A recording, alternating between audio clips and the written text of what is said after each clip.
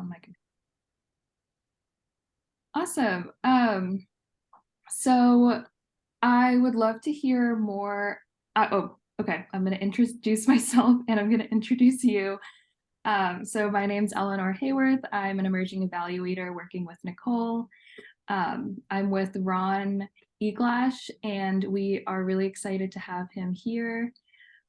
So let's just dive right into it. And Nicole is also here. So hi, Nicole. So let's just dive right into it. I would love to know what you are currently working on and how it has grown from your work in Indigenous knowledge and microeconomies and getting out of extracting work. The most recent thing I've been working on, we got a grant from OpenAI, which is the folks who created ChatGPT. And they were giving out grants for what they call democratic inputs. So they're worried that AI is going to be aiding and abetting, neo-Nazi racist groups or something, but they don't want to have a feeling of censorship. And so they gave out research grants for folks to look at that question. I've just brought in a new graduate student to our doctoral program from Uganda, Michael Nebari. And Michael wanted to do something on African arts. And so I thought, this is a great opportunity to bring in the kinds of non-extractive generative economy concepts together with that indigenous knowledge. But of course, African arts isn't just ancient indigenous examples. It's also, contemporary artists and architects and designers and everything else. So we've created a platform we call Ubuntu AI. And on that platform, African artists can upload their work and some text about their work. And so one of the things the platform does is just provide a way for folks to better publicize their work. If they're, crafting baskets or something, folks can click on a picture of the basket and that'll go to the website where they're selling these baskets. So it provides some value back to them in terms of exposure, right? But then we're gathering all of that data and we're offering that data up for sale to AI companies. So normally what an AI company does is they just go out on the web and they go, oh, look, here's a social forum. Let's grab all of that text as data, right? Or they go onto Wikipedia or, wherever they can get text and images from, they'll just take it from the web. And so the value that folks are putting into trying to share this stuff is not being delivered back to them. So this is a platform in which that will happen. If an AI company wants to use this platform to generate machine learning data, they have to pay. And then the payment goes back to the African artists and designers. So it's a way of taking the invisible extraction that's been going on in the machine learning world and then turning that into something that's actually of benefit to those artists, be they, basket makers out in a rural village or, contemporary artists in downtown Lagos or whatever it is.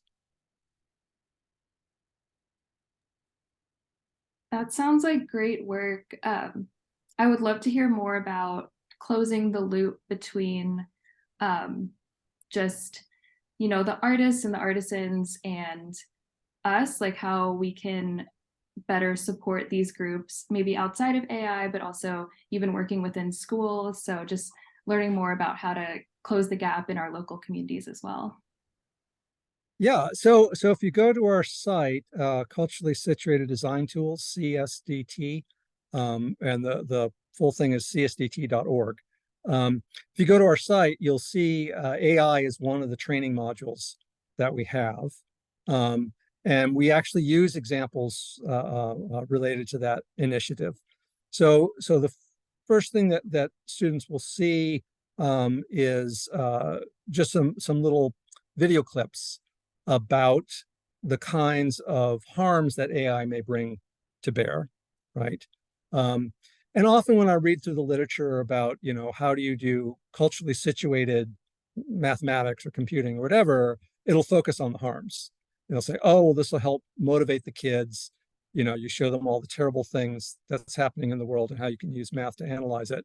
And I think, for a certain percentage of the demographic, that's true. They're really motivated by that. And for some of them, it hadn't occurred to them that that was something you could do professionally, is do that kind of math-based social justice analysis. So that's of benefit too. But it's important to start as a teacher just to know your kids.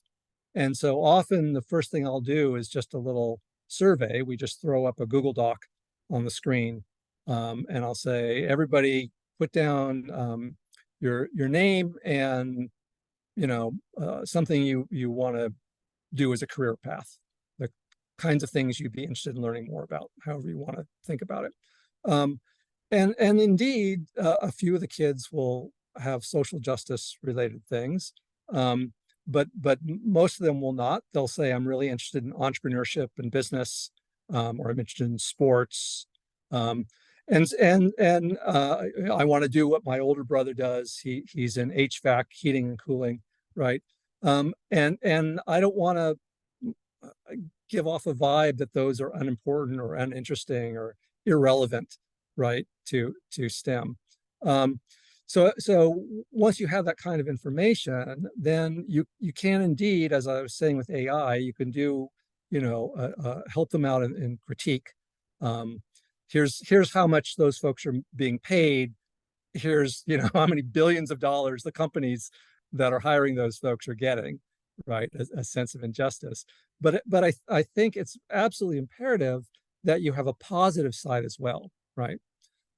So once we go through that little training on here's the potential harms that AI can bring to these different fields, we have a little video clip of somebody interviewing folks in automated vehicles about how, truck drivers are going to be in the cab with the AI, but that's maybe the first few years of it. Once it's perfected, the companies are going to say, well, why should I pay this guy just to sit there and do nothing, right? And babysit the AI. Once it gets perfected, clearly truck drivers going to lose those jobs. And a lot of these professions, it's hard to see how we're going to maintain a kind of human AI collaboration at the scale that we're thinking. I think for the most part, people are going to have to leave those jobs and go somewhere else. So the next part of that little learning module, we show folks how AI works, right? So how does machine learning data take place? And the example we use comes out of an actual project we did. This is called Joe's Lunch. And in the scenario, everybody in school loves Chef Joe because of his home-cooked, delicious, nutritious meals, but he's in danger of getting fired because of the factory-made fake meals that are now being produced. And so your job as an AI developer is to create an app that can tell the difference, that can look at two meals and tell which one is the real nutritious homemade meal and which is the factory fake. And so we just give the student a bunch of images and they can select which ones to use to train the AI. But it blends the idea of learning STEM with learning to use it in a positive way, right? So it's not just the critique of all the dangers of AI or how people are getting ripped off. It's also thinking about, well, wait a minute, what if I wanted to develop AI that helped out folks like Chef Joe, right? And then we go from there, because you want to start out didactic. You want to start out, telling the student, but you want to expand their agency. So the next step up is we ask the student to come up with some examples of the differences between reals and fakes where AI could be used. And it was quite interesting doing that with kids and having them say, oh yeah, my friend got hit with this scam. And so I think these online scams are fakes that we should have AI address. And we just have a bunch of these examples, and some from the kids' lives, some from things like in Africa, there's a huge problem with fake medication. And so you buy these malaria pills, but they're just sugar pills. They're not really malaria pills, right? This all comes from a project we did in Ghana, where we were working with kente weavers. and we noticed that tourists were purchasing fake kente cloth. So it was machine made. It looks pretty similar to kente, but it's being smuggled into the country. It's not legal to pass off fake, factory made cloth as kente, but nobody's there to police it really. And so we were in the market watching these tourists get duped into buying fake kente cloth, which is now undercutting the income that would have gone to the weavers. So I threw this problem at Kwame Robinson, one of our graduate students here at School of Information. And I just asked them, Kwame, can you develop AI that can tell the difference between fake kente cloth and real kente cloth? And this was 2018, 2019. So back in the Stone Age of AI, right? It goes through a revolution every 6 months, it seems. But Kwame was able to do that. So that was one of our first publications, and it got me thinking about the utility of this real fake distinction for the grassroots economy, right? So the first thing Kwame did was just a little literature background, and we found all these examples where folks were using it on something like, the Museum of Modern Art needs to see if it got a fake Van Gogh.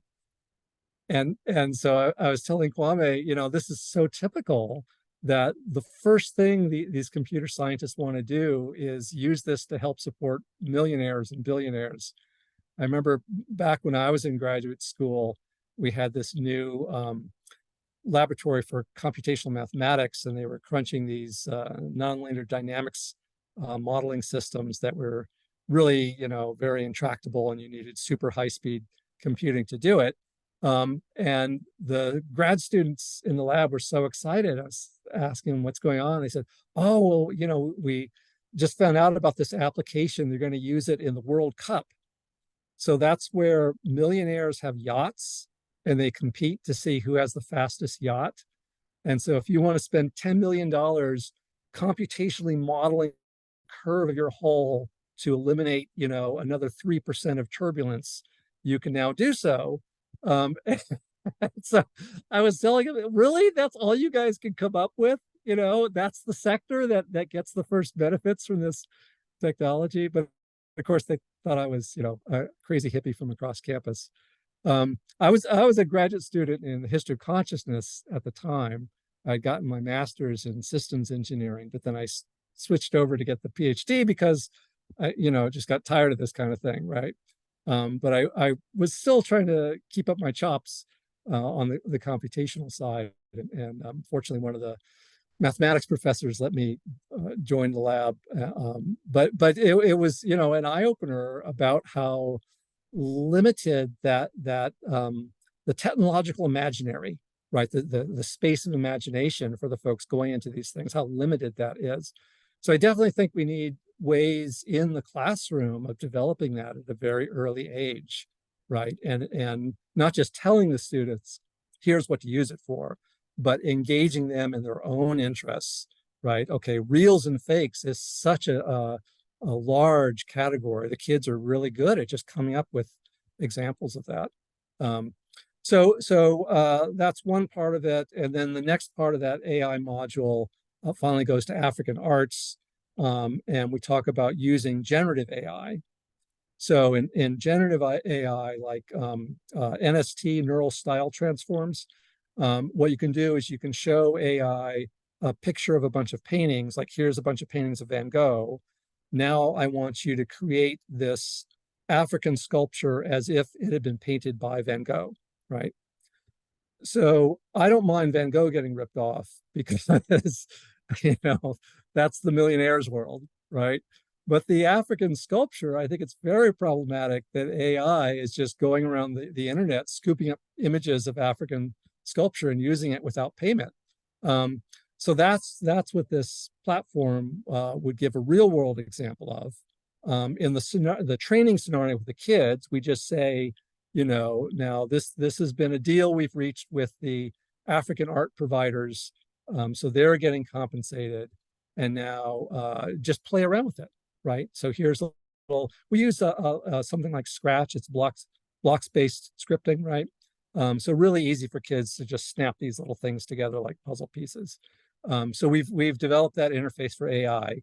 So you can now say, I want to do a neural style transform between this image and this image, and create your little Scratch-like script that does that. And now they've got Rihanna as if the image of Rihanna had been painted by, you know, some famous painter.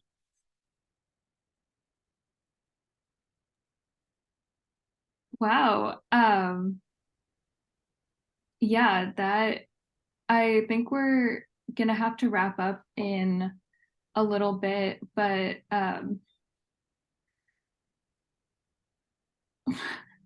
sorry, I'm just trying to wrap my head around everything you just said, but um what principles guide your work? That's a great question. So I used to always say bottom up was my answer to that. Um, we were doing a project out on the Navajo Nation a while back, and I was watching the women uh, take wool from the sheep that they raise, and then they use plant dyes to dye the wool, right? Um, and I read this little piece that a biologist had done about the plant varieties that are around the sheep corrals. And it turns out that because when the sheep are grazing, they're getting all kinds of different plants. They come back to the corral and they poop. And so they're pooping out seeds because that's how seeds propagate, right? And so you have this biodiversity explosion around the corral. Um, but when the women are weaving, it's not bottom up, entangled, holistic. It's all about imposing order, right? So you've got to take that wool and literally untangle it. You've got to turn it into yarn, and you've got to spin that yarn. I mean, spin the wool into yarn, and you know, turn it into this Cartesian like framework, right? So I started to realize it's not just this sort of bottom up explosion of variety. It's also a top down ordering, and it's really in the alternations between that. So on the nature side, you've got this biodiversity explosion, but those get turned into the plant dyes and the wool, and then that value goes back to the sheep. Here in Michigan, the indigenous groups practice controlled burns, and it's much the same. So when you do the controlled burn, you're creating just a very flat kind of order. Everything's turned to charcoal, right? But then once the rains come, you get this biodiversity explosion out of that. So in information theory, when we're talking about things that are diverse and entangled, we say that's high entropy. And when we're talking about things that are very ordered, we call that low entropy, right? So we've been calling this framework entropic modulation. And I've been working with indigenous scholars and some contemporary scholars on trying to put together a framework that thinks about how to use that as a fundamental principle to think about. On the one hand, we want things from the bottom up that are very diverse, but on the other hand, we want to couple that with a phase in which things are more orderly. So I think that's sort of the key set of principles that I now see happening in these exercises, right? On the one hand, you want to encourage student agency. On the other hand, at the end of the day, these students need to pass a test, and you need to show that bottom up agency is actually turning into improvements of some sort. And maybe what you're doing is saying, well, I want to broaden my way of measuring the improvements, right? So it used to be that I was very regimented in how students showed evidence for learning. Now I want to say, well, you've got this computational tool, and I want you to show me what a log spiral versus a linear spiral looks like. And the kid cranks that out, right? Maybe they're not as good representing that in an equation as they are representing that in a computational script. But to say that, you know, one counts as knowledge and the other doesn't is a little ridiculous. We're just imposing those boundaries on the fact that we insist on having the math class versus the computing class. And it always amazes me when I'm working with computing students and I ask them for some mathematical function, and they say, well, there's nothing in the language that I'm using, Java or whatever, that has that function in it. And I'm like, well, yeah, you've got a create that function. They say, well, yeah, but that's a math problem. I'm a computer science student. I don't do math. And certainly some of them, that's not true, that it's, they're math geniuses, just like they're computing geniuses, but very often they're not. They went into computing because they could do so much more with programming than they could with mathematical equations. And so not giving our younger students that opportunity to express themselves in, they're all scientific modes, right? But they're such different modes of science to be inhabiting. So I think that fundamental principle of having both the sort of bottom-up agency diversity side, and then the ordering, let me help you figure out how to do something productive with that side, is key. So as you were talking, you have introduced a lot of new terms to me and also to the field. Can you name 10 of them? Well, entropic modulation is the one I just named. And that's our most recent publication is on that. The publication before that, we introduced the term ethnobiommathematics, because ethnomathematics is well known, but typically when people are doing ethnomathematics, they're saying this is created by humans to help order nature or understand nature. Nature's chaos and humans bring order to it. And one of the things I've started to realize in the examples I was just giving you is that we really need a different field that talks about the intersection between mathematics and human agency and natural agency, right? It's really, it's not a dialectic between the two, it's a trialectic between the three, in which these indigenous knowledge systems emerge. And that's why they're so good at things like sustainability and egalitarian relationships. So let's see, entropic modulation was one, and ethnobiommathematics is two. We've been using the term design agency a lot, and heritage algorithms. And those aren't my terms, that's from Professor Audrey Bennett. The heritage algorithms concept, of course, is our version of ethnomathematics. So we'll say, yes, there's indigenous knowledge of things like geometry, but there's also indigenous knowledge of algorithms, right? And processes. And we need to be able to translate those between its indigenous form and the form you would use it to teach in the classroom. All of which falls under the category of ethnocomputing. I don't know what count I'm up to yet. Maybe that's 5. Okay. Generative justice is certainly an overarching umbrella for a lot of this. And that's the idea that contemporary economies use an extractive process, but we want a generative process that returns value in unalienated forms. I don't want to just have everything reduced to money, right? If I'm doing something like agriculture, I want to use organic agriculture. So I'm returning the waste materials into compost. And you can do the same with artificial materials, right? You can have that in a circular economy as well. You can do the same thing with labor value. So if I own my own business, that's, even if I'm not making much money at it, that's a radically a different form of labor than a factory floor where somebody's cracking the whip and telling me when I can take my bathroom break, right? So that language of generative justice, generative economy, I think all of that has a useful set of vocabularies to it. Let's see what else we've been talking about. The root and water metaphor, I think, is another good one.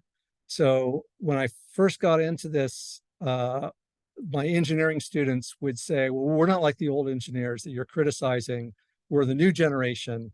So we go into a community and ask them what problems they have. And then we tell them how we're going to solve those problems. And I said, yeah, that still sounds really one-sided to me. Communities aren't just a bundle of problems, right? They've got assets on their side. You've got assets on your side. Think about it like roots and water. So the roots are searching through the soil, the water is seeping through the soil, and eventually those are going to meet up in unpredictable ways. So that's the process you need to use these communities. Help them get all their assets and things out on the table. You folks bring in all the different assets and things you have on the table, and then see where the fruitful meetups can occur. So that's another domain in which we've been doing some of this work. I think the very first book I ever wrote, African Fractals, just thinking about the idea that there might be this realm of fractal geometry that isn't quite universal. So when I talk to mathematicians, they always say, well, there's no such thing as cultural math, there's only math, right? There's just the one universal math. I think trying to say, well, there are some ways in which math is drawing from the universal and some ways in which math is drawing from the local. And you can never quite bring an end to that, right? It's always going to be in that dialectic, that feedback. So just at the moment when you decide this is the one final universal world we've created called Euclidean mathematics, somebody says, yeah, but what if we just got rid of one of the axioms? So we'll say that sometimes two parallel lines do meet up, and that's when you're on a sphere and not on a plane. And I know right now it makes no sense to you Euclideans to think about spherical geometry, but let me just go with this and see where it leads, right? And so you end up with these non-Euclidean geometries being formed. And when you look at history, who are the actual folks doing this stuff? There's all kinds of interesting local motivations that are going into that. And of course, my favorite is fractals and the fact that Cantor was a bit of a mystic. He was a Rosicrucian, and he was looking at all that Egyptian art when he came up with transfinite set theory. And I suspect because when you look at the Egyptian art, it's drawing on those African, recursive iterative forms that go off to infinity. So I think, I don't know if African fractals, I guess that's an example of what I'm talking about in a more general way of speaking. Eleanor, why don't you come up with the term for this? So it's that way in which the universal and the local come together. So I think before you were talking about, I think you did generative justice. So then you're talking about generative AI. So the artists posting their work so that they can receive. Yeah. So you want generative mathematics? Yeah. Okay. And then also, I So think so Nicole, make a note that number 10 was actually from Eleanor, not from me. Will do. Good job, Ron. you passed the quiz. You did amazing. I guess our last question will be, where do you see your work in 5 years, or in the future, where do you want to take your work? Retirement. We'll add that. So my wife has a plan for me called Work Until You Die. And I keep telling her that's not the one that I want. I want the retirement plan. Yeah, I think when you go into these labor analyses and labor disciplines, it's really easy to focus on things like folks not getting ripped off and getting paid the right amount and not having bad labor conditions, having good labor conditions, and so on. But the other side of that is enjoying not working, right? And Karl Marx, folks often don't realize his son-in-law was Black. He was from the Caribbean, and he wrote a wonderful book called The Right to be Lazy. And Marx absolutely hated the book. And said it was, anathema to everything he was doing. But I think he was really on something. Paul Dumas, I believe is his name. I think Dumas was really onto something there, that we're not taking laziness into account in the way that we're framing human activity.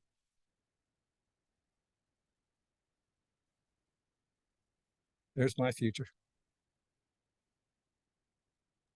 That sounds like a good future. Yeah, I think retirement is it's great. I think you can do a lot with it. My plan is to do nothing with it. That's the lazy part. Yeah, that's so true. I guess we can ask a couple more questions just because we have you and you're so engaging. Um, I, Nicole, do you have any questions? I feel like I'm still trying to let everything sink in. Yeah. So this didn't count in the 10 terms, but you used unalienated labor, which seems so important right now, just in terms of our economy, the push for a different political economic system that's trying to grow in the 2024 presidential elections as like a main topic. Can you say a little bit more about how that's influencing this work and why it at all is showing up in STEM research? Yeah, so there's two meanings of the word alienated. Um, the psychological meaning, we always think of the teenager who paints her room black and screams, "I hate you, Mom." And she says, "I feel alienated from my family and society," and listens to death metal music. So that's the psychological form of alienation, right? Um, but when Karl Marx was saying the alienation of labor value, he meant it the way the U.S. Constitution says these unalienable rights. That which cannot be alienated from you are your rights to life, liberty, and the pursuit of happiness. So when you're working in unalienated labor, you're immersed in things that enrich the human spirit, right? And so you have a sense of pride in your work, and it that doesn't have to be a big ego. You can just say, I did a good job in this, and what drove me to do this work wasn't the amount of money I was getting paid or the foreman cracking the whip. It was the fact that I just love doing something that looks and feels great, you know. So that's that sense of unalienated labor that Marx was trying to get at. And he had been reading Hegel and this very sort of mystical, spiritual ideals that Hegel was putting out. But he tried to translate that into something that was very practical. So I think one of the things that's attractive about Marx was that he sort of had a foot in both of those worlds, right? But the downside of Marx is that he eventually gave up on that. And very early on, you can see him saying, well, the only practical way to do this is not to turn over the workplace to the workers. It's to turn over the workplace to the state and to have everything centralized. And so we'll have all the factories will be owned by the state. And that way we can make sure that the workers are treated well. So it was a very paternalistic output. You peasants are like children, you don't know how to do things. We'll come in, the vanguard will come in and do things for you. So that was the downfall of that theoretical framework. This idea that it's okay to extract value as long as the value is going to the state and the state is run by the communists. So the shift that we were trying to introduce was to say there's something about unalienated value that's just precious and that needs to be protected from alienation. We shouldn't be striving to make the most hyper efficient, the fastest and the biggest and the strongest. And this is always the Soviet Union thing, right? We're now going to have the world's largest iron smelting plant to prove the might of communism. It's much better to bring a sense of humility to things and say, yeah, this probably isn't the most efficient way. But people love being in charge of their own work and taking the breaks whenever they damn well please, because laziness needs to be a part of life, just like working hard needs to be a part of life. And I don't want an economic system that tries to beat that out of me, right? I want to feel that I'm in this unalienated, emancipated space. So yeah, we've been trying to use that in ways that are both subtle but very specific as well. And so worker-owned work or worker collectives, I think, has been a key economic feature that we've been trying to investigate. But you can think about those principles in a classroom as well, right? So you can think about at what point does the student take great pride in something, and how does that motivate them, right, to do the kinds of work that's going to make them great students. It's not necessarily going to be cracking the whip and disciplining them. It's going to be setting things up so that the directions they're moving in is the direction of learning and the direction of increased academic skills. And you can take a very paternalistic approach to it, or you can say, I need to think about how to set up the conditions in which they're able to do that on their own.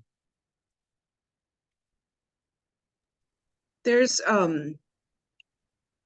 mean, you talked before about African fractals and fractal geometry, and in our earlier conversations, you made a comment that, you know, there's a reason why fractal geometry is not prevalent in the United States. You know, we have education boards, we have curriculum standards, we have those tests that you mentioned, that at the end of the day, the teachers have to prepare for. But those exist in a larger system, and that system within a larger political economic context, the one that you were just describing about in terms of, you know, the proliferation in this country of alienated labor and the direction of that expanding versus retracting. In terms of those systems and those decision makers, what would have to happen for us to really lean deeper or deeply into Indigenous knowledge so that fractal geometry is everywhere, and the fractal geometries of the world are don't disappear, that they're known, that they're experienced, and we can see from your website, fractal geometry really is everywhere. It's on our head, it's in our clothing, it's in our fabrics, it's, you know, in the living room. But this is a way of knowing that has not been prioritized by those who set the standards for a curriculum, and who teach our educators what they will be teaching the next generations. Can you speak to some of your experiences with those systems, and then also what would it take to really mainstream this knowledge or allow it to flourish within education systems, even if it's a locale or if in one state? Yeah, I think the cornrows simulations are a great example of that, right? So when we first presented those at the NCTM, we got huge crowds of African American math teachers in the room, and the ethnomath group that I was working with said they were just floored at the turnout. And previously, you know, they'd been holding these little NCTM sessions that were just very poorly attended. And I said, yeah, well, you know, if you're saying how to count to 10 in Yoruba, that's just going to have very limited appeal, right? And so teachers are, when they do make an effort to bring in Indigenous mathematics, it's strained through a filter. And the filter is exactly as you said. It's what's being, you know, imposed from above and sort of regulated as the proper way to indoctrinate students in the discipline of mathematics. And so you need to, you know, flip that around. Start with the math that you're finding that's not filtered out. So if I go into a braiding shop and I ask math teachers, you know, help me out with some math here, they'll immediately come up with word problems. They'll say, okay, so we're going to make a word problem on how many braids are on this scalp given the surface area of the scalp or something. For some students that's helpful. And certainly saying that mathematics exists in places other than your math textbook and other than, I don't know where they would take them in the neighborhood to show them math. But just giving them a feel that you can go other places and find math locally is good.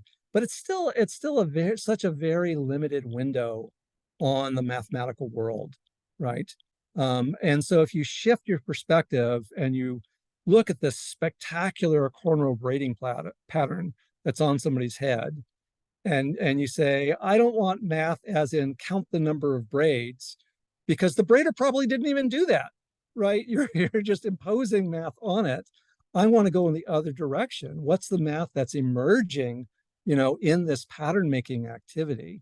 So the computational medium is really spectacular for doing that. And I think we tend to undersell it and use the computational medium for essentially making animated word problems.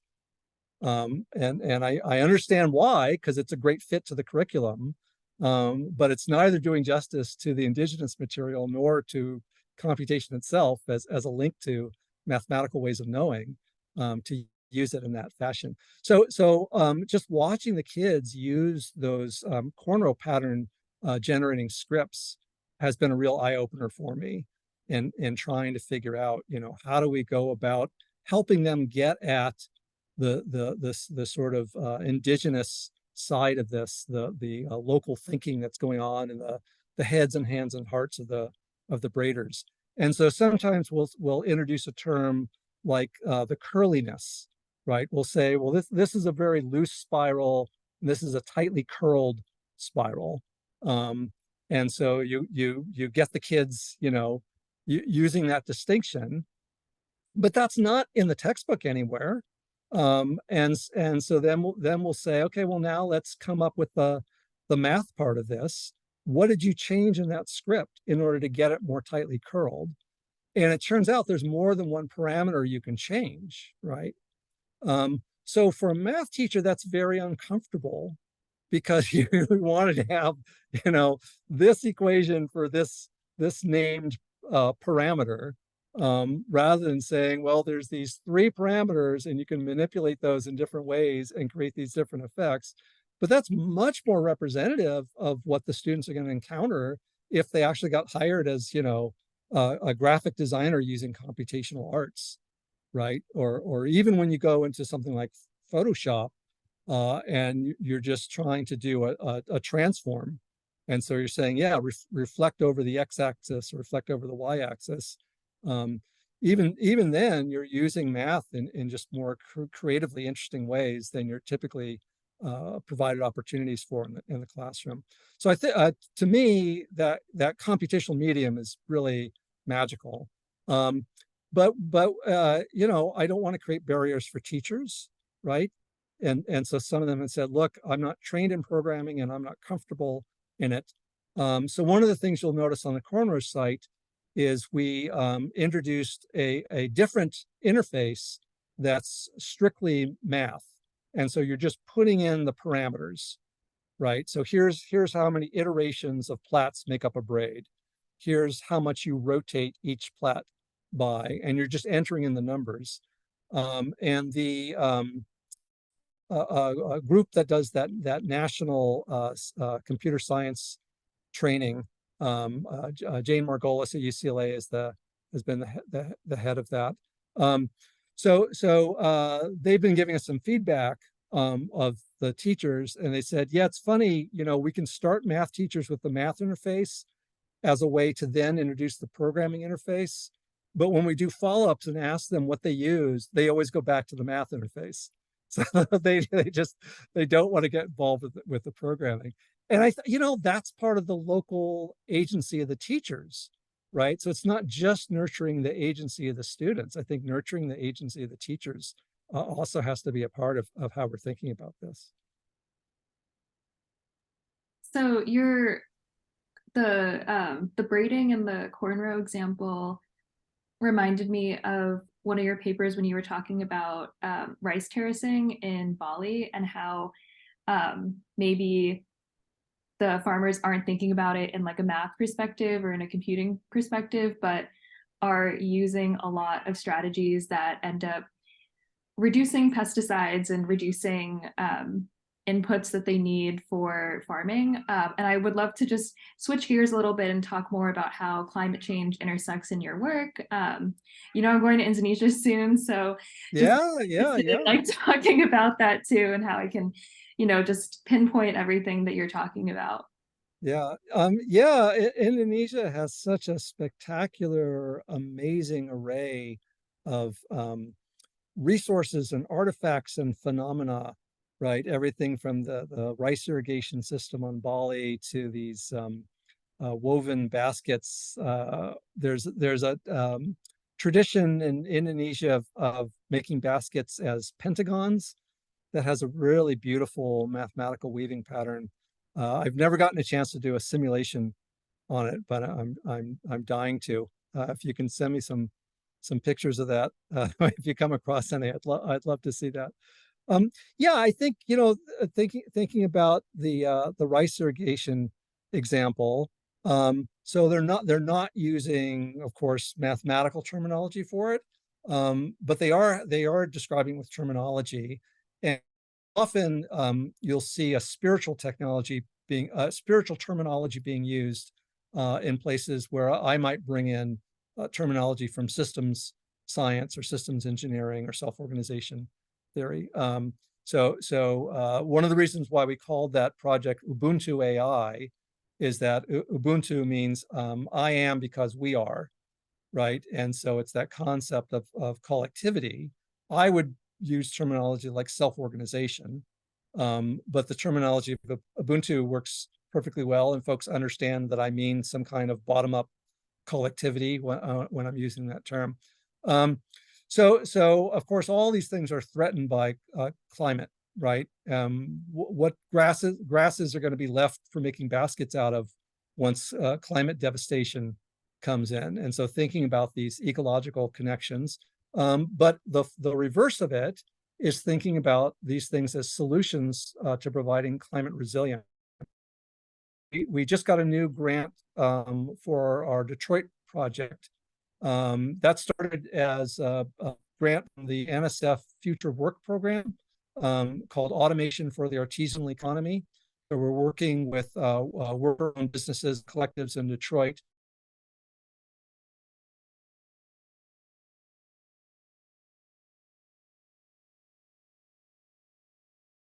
I think you just Yeah. Okay, so we've got this NSF project out in Detroit, working with worker-owned businesses, small businesses, and worker collectives.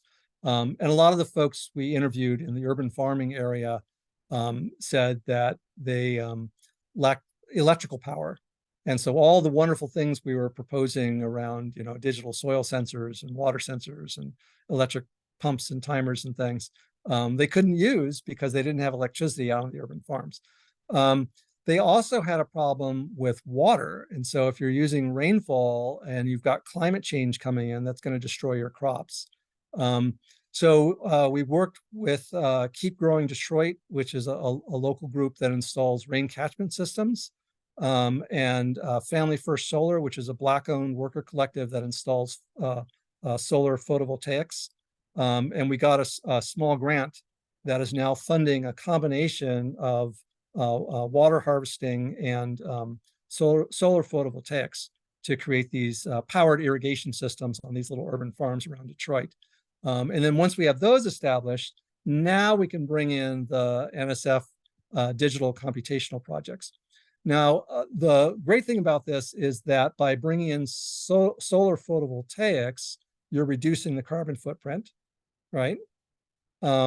By bringing in rainwater catchment, you're reducing the flooding threats. So one of the big problems with climate change is that cities were not built for these giant, you know, huge rainfalls. And so you get flooding in Detroit. And of course, our artisans don't have expensive high rises. They're, you know, located down in the basement somewhere. So a recent study was done on dealing with flooding in Detroit, and they said that, you know, the urban farms in general are actually helping absorb a lot of the rainfall, and not sending it to the sewers, which get overwhelmed during flooding. But all the push to say, oh, well, that's inefficient. We can't have a bunch of scattered little urban farms. We have to have, you know, one big giant farm, because then you can afford a tractor and bring in these economies of scale. That's terrible for climate resilience. What actually enhances climate resilience is having all those little tiny scattered, you know, quote unquote, inefficient urban farms.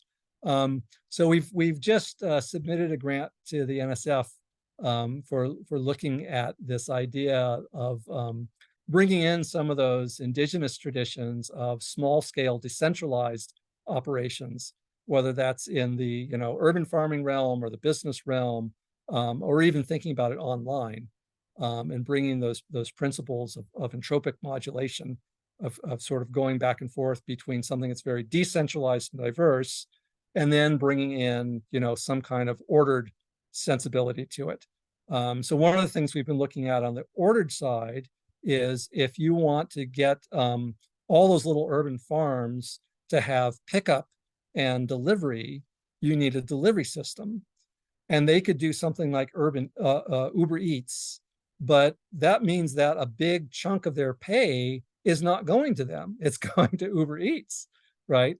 So I've asked my grad students in the School of Information to start working on a server-side application that will be owned and run by the farmers and the deliverers.